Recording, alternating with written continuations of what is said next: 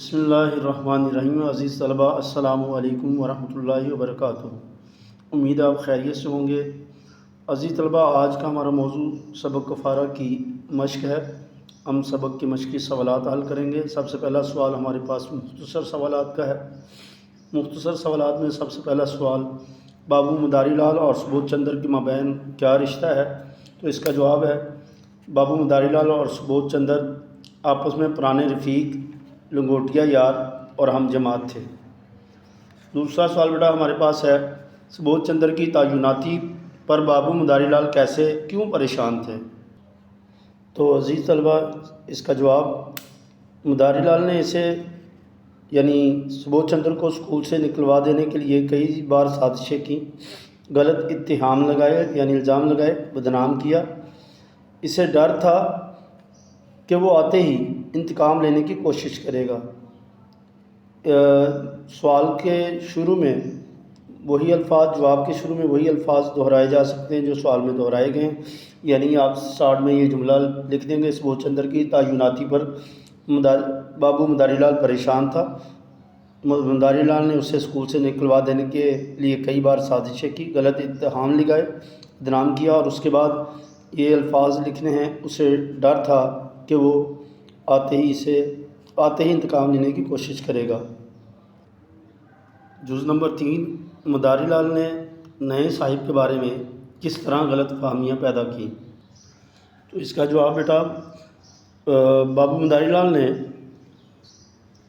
نئے صاحب کے بارے میں غلط فہمیاں پیدا کرتے ہوئے کہا کہ ذرا ہاتھ پاؤں سنبھال رکھیے گا، آدمی لائق ہے مگر انتہا درجہ کا غصہ ور، نہایت مغرور اور بد مزاج ہے، خود ہزاروں ہضم کر جائے گا اور ڈکار تک نہ لے گا، مگر کیا مجال کہ کوئی ماتحت ایک کوڑی بھی ہضم کرنے پائے۔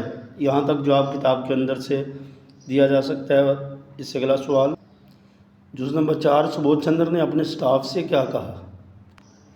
اس کا جواب صفحہ نمبر 36 کے اوپر دیکھ سکتے ہیں۔ سبودھ نے ان سب لوگوں سے باری باری ہاتھ ملایا اور بولے، آپ لوگوں نے ناحق تکلیف کی، بہت شکر گزار ہوں، مجھے امید ہے کہ آپ صاحبان کو مجھ سے شکایت کا کوئی موقع نہ ملے گا، یہاں سے لے کر نیک نامی اور میں بھی سرخرو ہوں۔ یہاں تک جواب مکمل ہوگا۔ جز نمبر 4 کے جواب سے پہلے یہ الفاظ لکھ لیں گے، سبودھ چندر نے اپنے سٹاف سے کہا۔ سوال نمبر 5، جز نمبر 5، سبودھ چندر کی میز سے 5000 کے نوٹ کا پلندہ یعنی گٹھڑی وہ پیکٹ کس نے چرایا تھا؟ تو سبودھ چندر کی میز سے 5000 کے نوٹ کا پلندہ مداری لال نے چرایا تھا۔ عزیز طلبہ، یہاں ریزن نہیں پوچھی گئی، کیوں اٹھایا تھا، کیا وجہ تھی۔ اگر آپ یہ اضافی بات لکھ دیں کہ اس نے اپنے حسد اور کینہ کی وجہ سے، بغض کی وجہ سے اٹھایا تھا، تب بھی درست ہوگا، اسے غلط نہیں شمار کیا جائے گا، البتہ یہ بات مکمل ہوگی یہاں پر۔ اگلا سوال جز نمبر 6 ہمارے پاس، بابو مداری لال نے اپنی زیادتیوں کا کفارہ کیسے ادا کیا؟ تو اس کا جواب ہے بیٹا، سبودھ چندر کی موت کے بعد مداری لال کا ضمیر جاگ گیا۔ بابو مداری لال نے اپنی زیادتیوں کا کفارہ سبودھ چندر کے خاندان کی اچھی خدمت اور اس کے بچوں کی عمدہ پرورش کر کے ادا کیا۔ اس نے اپنا سب کچھ اس خاندان پر نچھاور کر دیا۔ عزیز طلبہ، ان سوالات کے جوابات آپ کو لیکچر کے ساتھ جو ہے وہ لف کر کے جوڑ کر سینڈ کر دیے جائیں گے۔ مزید کسی بھی قسم کا کوئی مسئلہ ہو تو آپ پوچھ سکتے ہیں۔ سوال نمبر 2 ہمارے پاس MCQs کا ہے، درست جوابات کی نشاندہی کریں۔ سرکاری لفافے میں تقرر کا حکم نامہ تھا نئے سیکریٹری کا۔ بابو مداری لال نے نئے سیکریٹری سبودھ چندر کے تھے، ہم جماعت۔ مداری لال کو دیکھتے ہی سبودھ چندر نے لپک کر گلے سے لگا لیا۔ سبودھ چندر بصرہ سے کمال آیا 50,000 روپے۔ سبودھ چندر ذہین تھا مگر نہ تھا مردم شناس، یعنی انسانوں کو اپنے جوان بیٹے کی قسم کھاتا ہوں جو میں نے اندر قدم رکھا ہو، یہ الفاظ کہے سوہن لال نے۔ مداری لال کو ایسا معلوم ہوا کہ کوئی ان کے دل پر چلا رہا ہے، نشتر۔ سوال نمبر 3، افسانہ کفارہ، سبق افسانہ کا کفارہ کا خلاصہ تحریر کیجیے۔ تو یہ عزیز طلبہ خلاصہ پچھلے لیکچر میں ہم لوگوں نے ذکر کر دیا ہے۔ سوال نمبر 4 ہمارے پاس ہے، الفاظ کی مدد سے جملے مکمل کرنے ہیں۔ سبودھ چندر کا قصور صرف یہی تھا کہ وہ مداری لال سے زیادہ ذہین، زیادہ حاضر جواب اور زیادہ خندہ پیشانی تھا، یعنی خوش مزاج تھا۔ آپ لوگوں نے ذرا ہاتھ پاؤں سنبھال کر رکھیے گا، مگر تقاضۂ بشری سے اگر کبھی صاحب ہو جانا، بھول جانا، غلطی ہو جائے تو ازراہ سرپرستی چشم پوشی فرمائیے گا۔ چشم پوشی درگزر، اجی میری نہ پوچھو بصرہ، فرانس اور نہ جانے کہاں کا ہمارا پھرا۔ اندر داخل ہوئے تو بیوہ کا نالۂ دل خراش سنائی دیا۔ نالۂ دل خراش، لڑکی کی شادی ایک بہت ممتاز خاندان میں ہوئی۔ ممتاز۔ سوال نمبر 5، افسانے کا عنوان کفارہ کس طرح کہانی کے موضوع سے اہم آنگ ہے؟ ہم آنگ مطلب ملتا ہے، وضاحت کیجیے۔ تو اس کا جواب بیٹا کچھ اس طرح ہے کہ یہ سبق افسانہ کفارہ کی کہانی مکمل طور پر اپنے موضوع سے جڑی ہوئی ہے۔ کفارہ کا مطلب یہ ہوتا ہے کہ اپنے گناہ کا بدلہ دینا یا اس کی سزا برداشت کرنا ہے۔ اس کہانی کا مرکزی نقطہ بھی یہی ہے۔ اس کا اہم کردار جو غلطی کرتا ہے اس کے پچھتاوے کے احساس میں اپنی باقی زندگی گزار دیتا ہے، اور وہ مقتول کے خاندان کا سارے اخراجات اٹھاتا ہے اور سہارا بنتا ہے۔ کہانی اسی موضوع کے ارد گرد گھومتی ہے۔ اس کے ساتھ سوال نمبر 6 کا جواب سنیے گا ذرا توجہ سے۔ پریم چند نے حسد، بغض، نفرت اور مضمرات کے علاوہ گناہ اور توبہ کے تصور کو کس طرح پیش کیا؟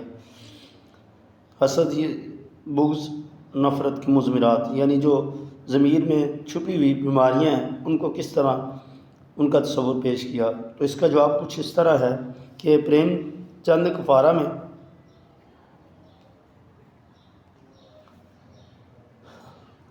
میں گناہ اور توبہ کے تصور کو بڑی خوبصورتی سے بیان کیا۔ ان کے نزدیک توبہ صرف زبانی اظہار کا نام نہیں ہے کہ صرف استغفار کر لیا اور توبہ کر لی، بلکہ یہ عملی کوشش ہے۔ انسان اپنی غلطی پر نادم ہو کر، شرمندہ ہو کر بھلائی اور نیکی کا ایسا راستہ اختیار کرے جس سے سماج میں اس کی حیثیت بدل جائے، یہ کفارہ ہے۔ یہ ثابت ہو جائے کہ توبہ اس کے بعد اس کی زندگی میں توبہ کے بعد جو ہے تبدیلی آئی ہے، اس کو ندامت اور شرمندگی کا اظہار کہتے ہیں۔ کفارہ میں بھی مداری لال نے کچھ ایسا ہی کیا۔ اس نے اپنے سبودھ چندر کے خاندان کے تمام اخراجات اٹھا لیے، اس کے گھر والوں کو، اہلیہ اور بچوں کو اپنے گھر لے گیا، اور اس طرح اس نے توبہ کا تصور جو ہے وہ عملی طور پر پیش کیا۔ اس کے بعد اگلا سوال ہمارے پاس، پریم چند ایک حقیقت نگار ادیب ہیں، ان کی شامل نصاب افسانہ کفارہ میں کس طرح حقیقت نگاری کو تلاش کیا جا سکتا ہے؟ تو اس کا جواب کچھ اس طرح ہے بیٹا۔ عزیز طلبہ، کفارہ پریم چند کی حقیقت نگاری کا بہترین نمونہ ہے۔ وہ معاشرتی اور نفسیاتی مسائل کو مثالی رنگ دینے کے بجائے اصلی اور تلخ صورت میں پیش کرتے ہیں۔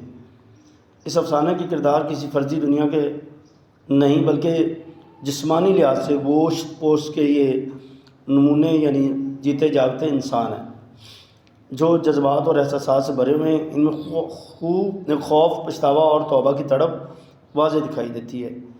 پریم چند نے بڑے خوبصورت انداز کے اندر جو ہے اس چیز کو واضح کیا ہے۔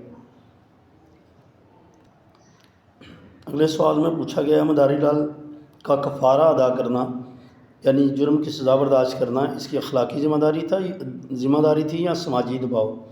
تو عزیز طلبہ، یہ مداری لال کا کفارہ ادا کرنا یہ اس کی اخلاقی ذمہ داری تھی، کوئی سماجی دباؤ نہیں تھا۔ کفارے کا خیال اس کے دل میں پیدا ہوا تھا، اس کا جب ضمیر جاگ گیا تھا، یہ اس کا داخلی احساس گناہ تھا۔ اس پر کوئی خاص سماجی دباؤ نہیں تھا کیونکہ اس کے جرم کا کوئی گواہ یا ثبوت موجود نہ تھا۔ اس کا دوسرا پہلو یا مطلب یہ بھی بنتا ہے کہ اگر وہ کسی سماجی دباؤ کے تحت ایسا کرتا تو اس میں دکھاوا ہوتا اور کچھ دیر کے لیے وہ مدد کرتا اور اس کا ضمیر جو ہے وہ نہ جاگتا، لیکن یہ اس کے ضمیر کی آواز تھی، یہ اس کی اخلاقی ذمہ داری تھی۔ سوال نمبر 9، مندرجہ ذیل محاورات، تراکیب و مرکبات کے معنی لغت سے تلاش کریں اور انہیں جملوں میں استعمال کریں۔ تو جملوں میں استعمال عزیز طلبہ بورڈ میں نہیں پوچھا جاتا، مشکل تراکیب کے معنی عبارت کے طور پر بورڈ میں آتے ہیں، تو اس سے متعلق میننگ آپ کے سامنے ہے۔ نشتر چلانا، زخم دینا، ستیہ ناش کرنا، تباہ و برباد کرنا، نالۂ دل خراش دل چیرنے والی آہ آواز، نیت برکشتہ ہونا، نیت بدل جانا، خراب ہونا، ہمتاً محو ہونا، بہت زیادہ مصروف ہونا، چشم پوشی کرنا، درگزر کرنا، دلجوئی کرنا، تسلی دینا، دیرینہ خلش پرانی رنجش، اوسان بجا ہونا، ہوش ہونا، اتہام لگانا، تہمت لگانا۔ سبق متن کے مطابق صحیح یا غلط پر نشان لگائیں۔ لفظ متن آیا ہے بیٹا، عزیز طلبہ ہمیشہ یہ یاد رکھیے گا کہ متن کا لفظ سے مراد سبق میں استعمال کیے گئے الفاظ اور عبارت ہے، تو اس لحاظ سے اس کا جواب دینا ہے۔ تو اس میں مداری لال کے دل میں حسد کی آگ مشتعل ہو گئی تھی، یہ درست ہے۔ بکیا سبودھ چندر گاڑی سے اترے تو اسٹیشن پر بورڈ کے عملے کو غائب پایا، غلط ہے۔ ساری خوبیاں سبودھ چندر کی آنکھوں میں کھٹکتی رہتی تھیں، غلط ہے۔ جناب 20 منٹ سے پریشان ہوں، غلط ہے۔ سبودھ نے ایک لمبی سانس لی اور چارپائی پر سو گئے، یہ بھی جواب غلط ہے۔ اس کے بعد بیٹا عزیز طلبہ ہمارے پاس موضوع ہے حرف کی اقسام کا۔ حرف کی مختلف اقسام ہم لوگ پڑھتے ہیں۔ حرف کی مختلف اقسام میں اور حروف ندا ہے۔ حروف ندا وہ حروف جو کسی کو آواز دینے یا پکارنے کے لیے بولے جاتے ہیں، جیسے اجی، میری بات سنیے گا، اس میں اجی یہ حروف ندا ہے۔ اس کے علاوہ دوسری لائن میں اور بھی لکھے ہوئے ہیں، ابے، او، یار، ارے وغیرہ۔ حروف تحسین وہ حروف ہوتے ہیں جو کسی کی تعریف اور تحسین کرتے وقت ادا کیے جاتے ہیں، یعنی کسی کو شاباش دینے کے لیے، کسی کی تعریف کرنے کے لیے، جیسے شاباش آپ نے پہلا انعام پایا ہے۔ جملے میں شاباش حروف تحسین ہے، اور حروف تحسین کے اور بھی حروف ہو سکتے ہیں، جیسے تھرڈ لائن میں لکھے ہوئے ہیں حروف تحسین کے، واہ واہ، شاباش، آفرین، اللہ اللہ وغیرہ۔ حروف نفرین وہ حروف ہوتے ہیں جو نفرت، حقارت یا برا بلا کہنے کے موقع پر بولے جاتے ہیں، جیسے لعنت ہے تمہارے جھوٹ پر، اس میں لعنت حرف نفرین ہے۔ اس کے علاوہ اور الفاظ، تف، ہزار لعنت، پھٹکار، اخ، تھو۔ حروف انبساط وہ حروف ہیں جو خوشی اور مسرت اور انبساط کے موقع پر ادا کیے جاتے ہیں۔ لفظ عزیز طلبہ انبساط ہے، الف کے نیچے زیر پڑھیں گے۔ بورڈ میں یہ اعراب کے طور پر پوچھا جانے والا MCQs بھی آیا ہے کئی بار، جیسے سبحان اللہ، کیسا خوبصورت منظر ہے، سبحان اللہ حرف انبساط ہے۔ واہ، آہا، خوب، بہت خوب وغیرہ، یہ بھی حروف انبساط ہیں۔ حروف تعسف وہ حروف جو افسوس اور غم کے موقع پر بولے جاتے ہیں، جیسے آہ، سائمہ کے باپ کا انتقال ہو گیا، اس جملے میں آہ حرف تعسف ہے۔ افسوس، صد افسوس، حیف، ہائے، حسرتہ وغیرہ حروف تعسف ہیں۔ تو عزیز طلبہ آج کی ہماری یہ مشق مکمل ہوئی۔ کسی بھی سوال کے حوالے سے یقیناً آپ کو کوئی مسئلہ نہیں پیش آئے گا۔ اللہ تعالیٰ آپ کا حامی و ناصر ہو۔ السلام علیکم ورحمۃ اللہ وبرکاتہ۔